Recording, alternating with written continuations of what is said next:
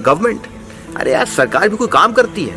Irresponsible है और सिर्फ शोषण करती है। स्कूल, मेरा स्कूल सबसे वाहियात है, कुछ ना पढ़ाई है ना लिखाई है। टैक्सेस, भैया ये तरीका है गवर्नमेंट का दोहन करने का, शोषण करने का। पेरेंट्स, भाई मेरे घर वालों के पास मेरे लिए वक्त नहीं है। My city doesn't have any opportunities, we all have to go out. Husband, यार he is very dominating and chauvinistic. मेरी वाइफ, भाई मैं जो मेहनत से कमाता हूं सब बर्बाद कर देती है, सब उड़ा देती है, आए दिन अमेजोन पे लगी रहती है। Sports day in my school, यार I am an amazing runner but I could not win यार, my shoes were not up to the mark.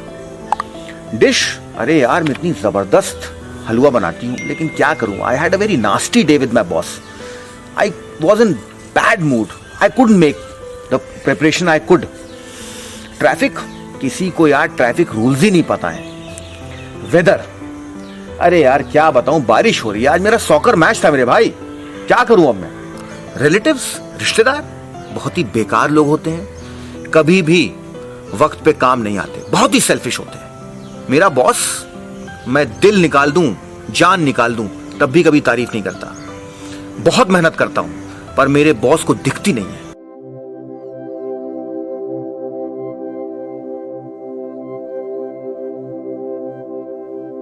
You see, most of us have a complaining anthem. Rather, I would say we are complaining parrots.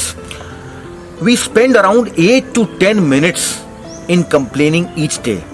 This is what experts say. We spend so much of time, energy, and peace of mind. So unfortunate. Now, how do we define complaining? Somewhere I read a very beautiful line that complaining is negative affirmation, which without realization wires your mind with unfulfillment, and that leads to misery. You see, all great men rediscover themselves by focusing on themselves, identifying their shortcomings and correcting them. अब मुद्दा यह है कि why do we actually complain? Reason A, we complain because we have a very stiff ego. We are not able to accept our mistakes, and so we blame others and circumstances for our poor performances. We see this behavior of blaming others and circumstances right from the early childhood. We see it in our peers, our elders, and so it becomes a way of life. We become habituated to put blame on others, and this leads us to repeated failures. हम अपने decisions की जिम्मेदारी लेने से भागते हैं, क्योंकि जब भी कोई गड़बड़ होता है तो हम बहाना ढूंढते हैं कि भाई ये वजह थी, वो वजह थी, इसलिए हम नहीं कर पाए, बाकी हम तो बहुत केपेबल हैं ही हैं। And for them the grass is always and always greener at the opposite side. The be reason for complaining is sympathy candy, और what we call as attention seeking. I come from my office and I tell my wife, my boss is very bad, we have a very poor working atmosphere in our office. And then next morning I go back again to my office telling my co-worker, my wife is not caring, she doesn't take care of me, she spends all my money. Now the fun part is that neither the wife nor the co-worker is in a situation to correct the problem, but we still do it. Then why we still do it? We still do it because to gain sympathy, to hear an old sympathy song. Oh यार, it's very miserable यार, तुम्हारे साथ तो बड़ी difficult situation है यार, बड़ा गड़बड़ हो रहा है, मैं समझ सकता हूं तुम्हारी स्थिति बहुत ही गंभीर है। I call this sympathy song as cake. Now every cake has a cherry.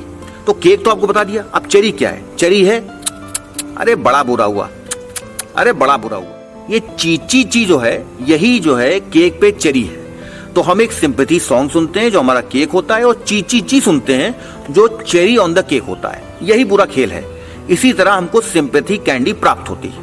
Researchers say that there are very much bad effects of chronic complaining, diabetes, hypertension, stroke, obesity, depression, irritability, क्योंकि इस आदत की वजह से एक stress hormone होता है cortisol, वो बॉडी में persistently on a higher side होता है, तो इससे हमें बहुत से फिजिकल एलिमेंट्स हो जाते हैं। नाउ फाइनली कमिंग टू समाधान ऑफ दिस सिचुएशन, इसके लिए हम क्या कर सकते हैं?